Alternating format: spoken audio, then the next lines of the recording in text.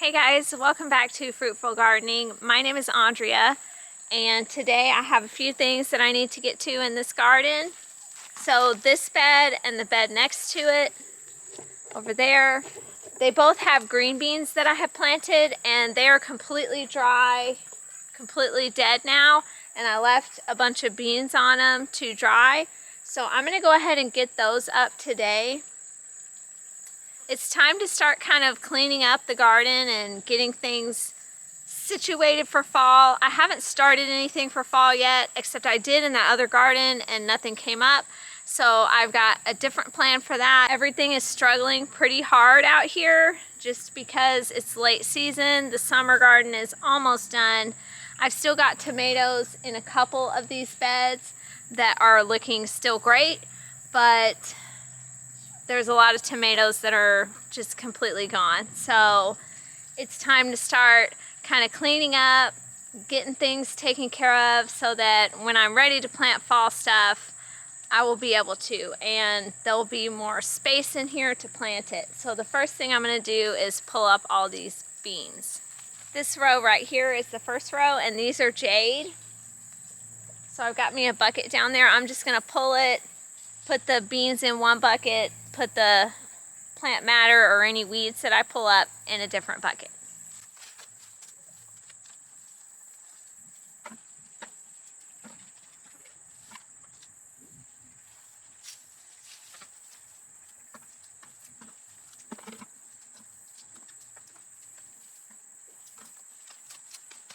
I'm not sure what's going on here. That's kind of weird. It looks all knotty, so I'll have to research that. I think I heard of something called root knot something or other. I don't remember what it was called, but I don't know what that is. That's probably not good, so I'll have to research that.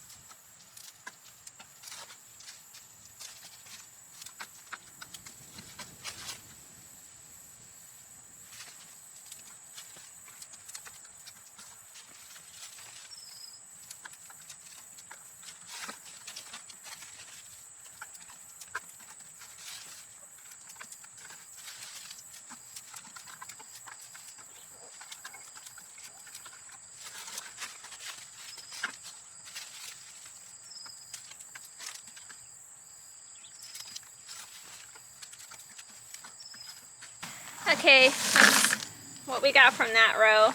Not a lot. I'm not even sure if there's really any beans in here. They seemed pretty skinny. And they're pretty dry, so that's good. So now we're gonna move to this next bed and I will get those. So these are actually Blue Lake down here. And I'm just gonna go ahead and clear this out.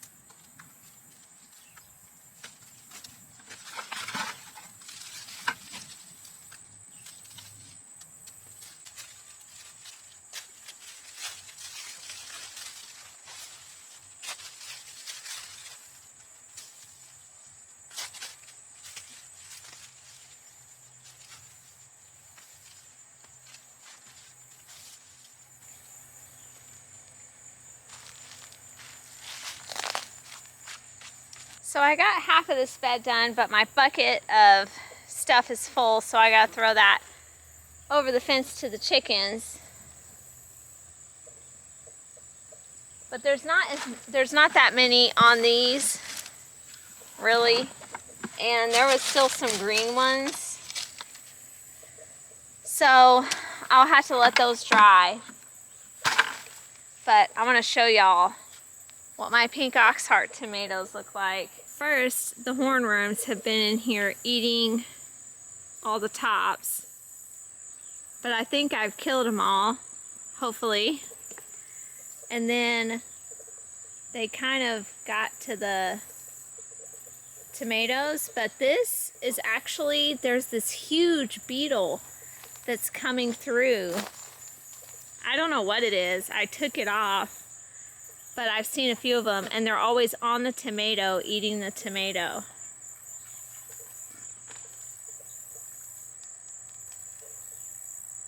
That one was a hornworm though. But that's how sad they're looking. I come out here and I get the bugs off, but I really need to come through and chop off all of these half-eaten tomatoes. So I'll probably get to that today too, after I finish this bed. But first I gotta go dump my bucket.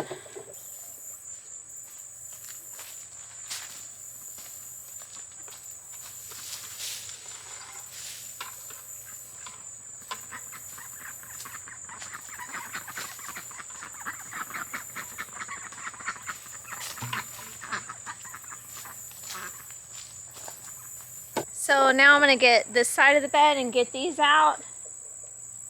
And then we'll work on those pink oxheart tomatoes.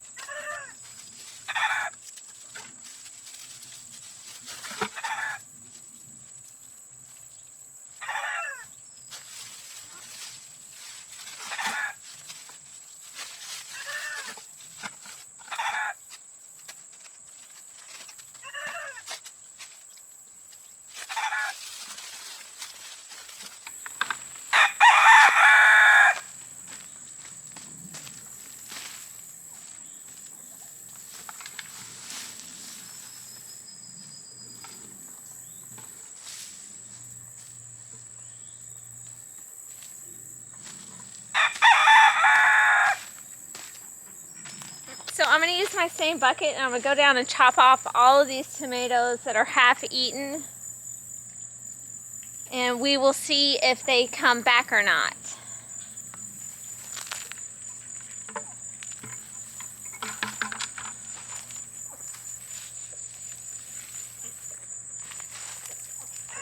This one doesn't have any bites, so I will save that one.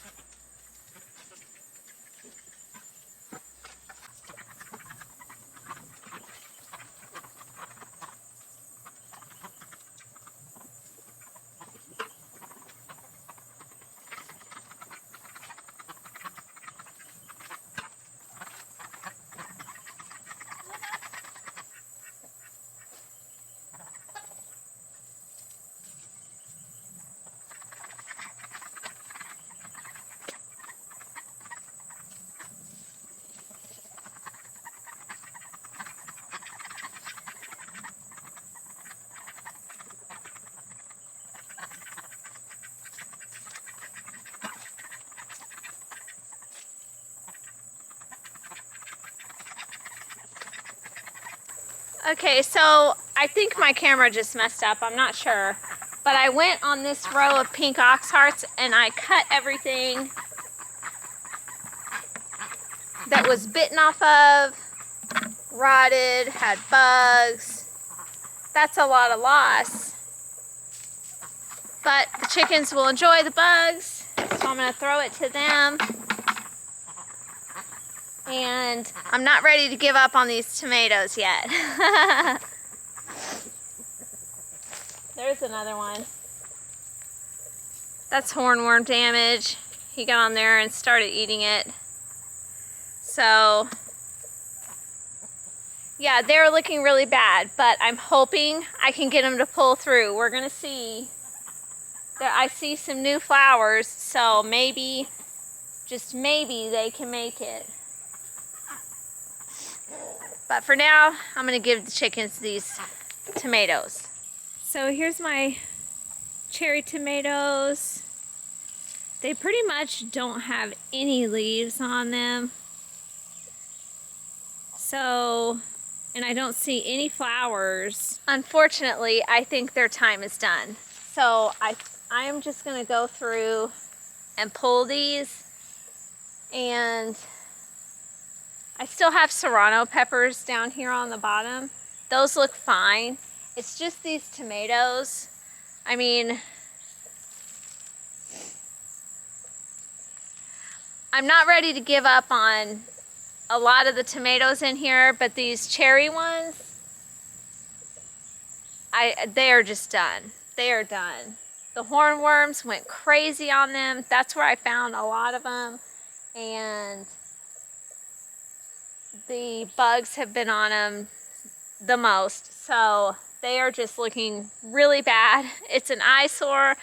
I don't want to be reminded of these cherry tomatoes failing, because usually my cherry tomatoes go the whole summer and don't have problems. So this is actually out of the ordinary for me.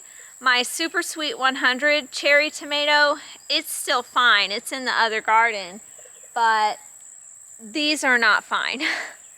And I want to get it cleaned up so that in September, it'll probably be mid-September, late September maybe, I'm not really sure yet, I can plant more stuff here. And I think I decided that I want to do peas right here so they can climb. But for now, I'm just going to go ahead and get these out. And I'm not going to pull the root out. I'm just going to cut at the bottom for now and let it stay there. I don't want to disturb the soil right here, but I am just going to get these vines off of the fence.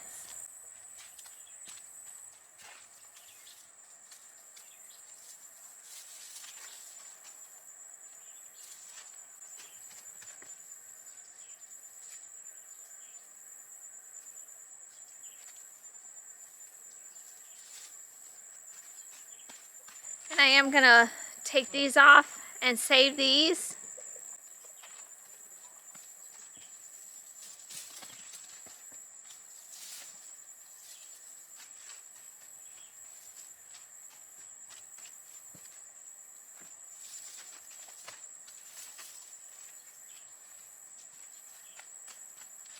If I find any tomatoes that aren't bitten up by bugs, I'll pull them. But most of the cherries that are on there do have bug damage.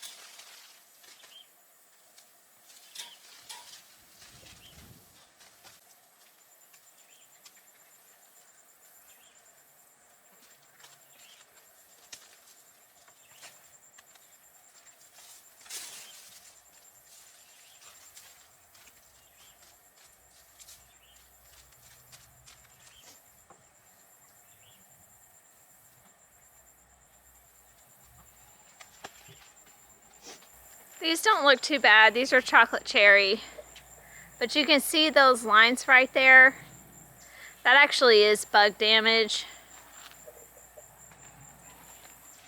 But I'll keep it. I got all the tomatoes off of this. That makes me feel a lot better.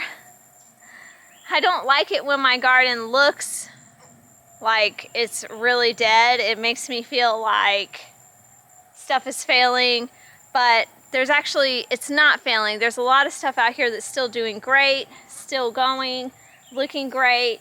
Some things are coming back, like the tomatoes that are over here. I see some new growth on those, so we're good with that. This is a tomatillo, and it is not looking good. The bugs have really been enjoying these tomatillos. There's also tomatillos all down this row, and I have not gotten any tomatillos yet. I'm not exactly sure why. I'm gonna leave them though because they're still alive and there's still lots of time, so I'm gonna leave those and see what happens. This is actually the 3rd year that I've attempted to grow tomatillos, and I think it's going to be the last.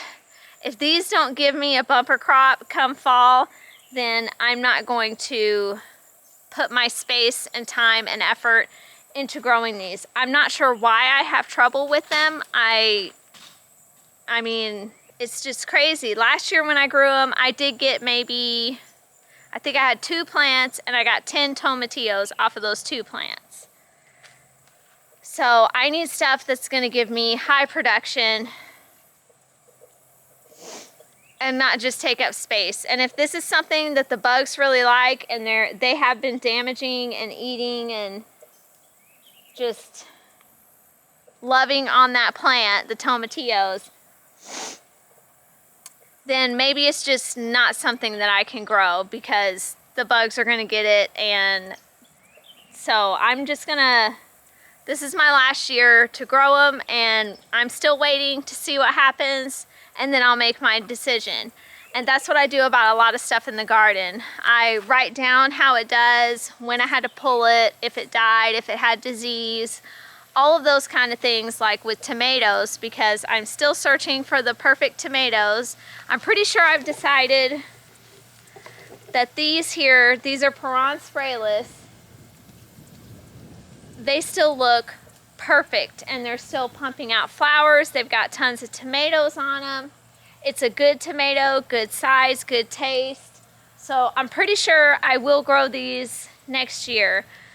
I did get a lot of tomatoes off the pink oxheart also, but the season's not done yet, so I want to wait to make for sure decisions until the season is done and I can figure out what really produced, what gave me the most, what I liked the most, what didn't have disease or kind of kept the disease at bay. So I would say if you have a garden, it would be a good idea to keep a journal or take pictures of stuff, somehow record what happened with your things. Like, that's how I know that I've grown tomatillos for 3 years in a row and I have not gotten a good harvest enough to make. I want to make salsa verde with tomatillos. I've made it with green tomatoes before and I don't like that. I canned it a couple of years ago and nobody in my family was crazy about it. So I really want tomatillos for that. But if I can't grow them, I can't grow them. There's nothing I can do about it. So that's what I've got in my notes, that I grew it for the past 2 years, and it'll be in my notes again this year that I grew it this year, and we'll wait until fall. Maybe in fall they'll explode. I don't know, but I'm gonna give them that chance this year just to see if I can get them to produce something. And I do the same thing for anything that I grow. So the carrots that I grew in here for the summer, I don't think it's fair to say that they were bad carrots. One was a purple carrot and one was a yellow carrot. This year was just bad for a lot of things this summer. The bugs have been, I mean, I have seen the most bugs I've ever seen in my garden this year. So you have to take into account things like that before you really judge stuff. Like the carrots, I'm not gonna give them you know, I'm not gonna write that, I mean, they didn't produce good. I haven't pulled them yet, but I will coming up here pretty soon when I'm ready to plant fall stuff. But I would definitely write and take notes that yes, the carrots did not do good, those 2 carrots, but the summer was just not the best conditions, not like my previous summers where I've grown great carrots. So you have to take that into account too when you're thinking about what you're gonna grow and, you know, if it did good for you, if it's worth growing again. So the carrots probably are the next thing that I'll be out here dealing with. Probably not today. I got done what I wanted to do, which was getting these beans out, getting the pink ox heart tomatoes, all the rotted tomatoes off of there, and then getting these cherry tomatoes out, which I'm really sad about because I won't have any more cherry tomatoes this year. I guess I might have enough time to plant more cherry tomatoes, but the bugs that are out here are the ones that got them anyway, so I don't even know if that would be worth it.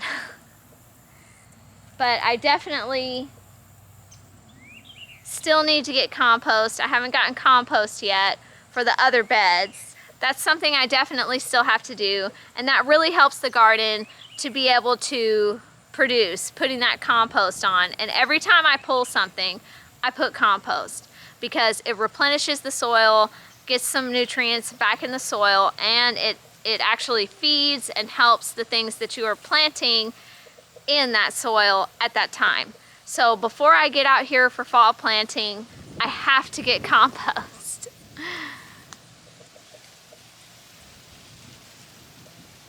And then I'll show you these peppers that are down here, how good they're doing. These are the serranos. I actually picked some yesterday. And this is another serrano. And I want to show you the difference between this serrano and this serrano. This serrano accidentally got topped when it was small, and that is what happens when you top them when they're small. I did not top this year because I had such a late start, but I was out here trimming stuff and I accidentally topped this one. But if you look at how bushy it is, and it does have a lot of peppers on it and flowers, but this one here, and this one, and even the rest of them, I did not top. So when you top peppers, that means that you would, when it's small, snip the top off, and it makes it bush out. Which I have done in previous years, and I usually do it on my cayenne peppers, but my cayenne peppers did not grow this year. They didn't do good. So there's some more serranos down there. And then here is this is a sugar rush peach. These have been so small. They have taken forever to grow. They weren't flowering for a long time, but they are finally taking off, and there is the first pepper on this one. That is a cute little pepper. I've never tried the Sugar Rush peach, so I wanted to try it, see what it tastes like. I have this one plant here.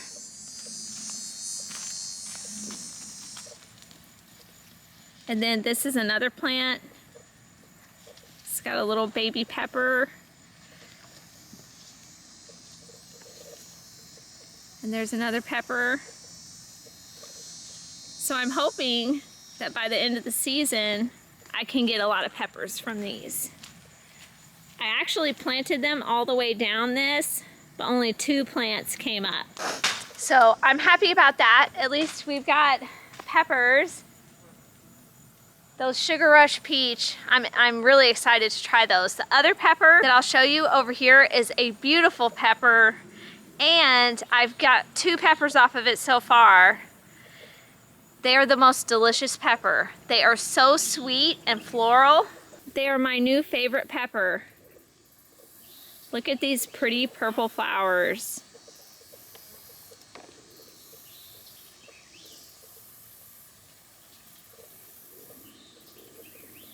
And I have a few more planted down this row.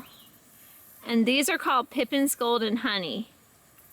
And they're like a purple pepper when they come out.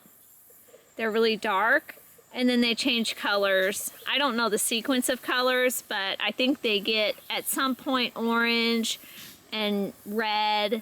But they're a sweet pepper, and they're my new absolute favorite sweet pepper because they tasted so good. I've never tasted a sweet pepper like that before.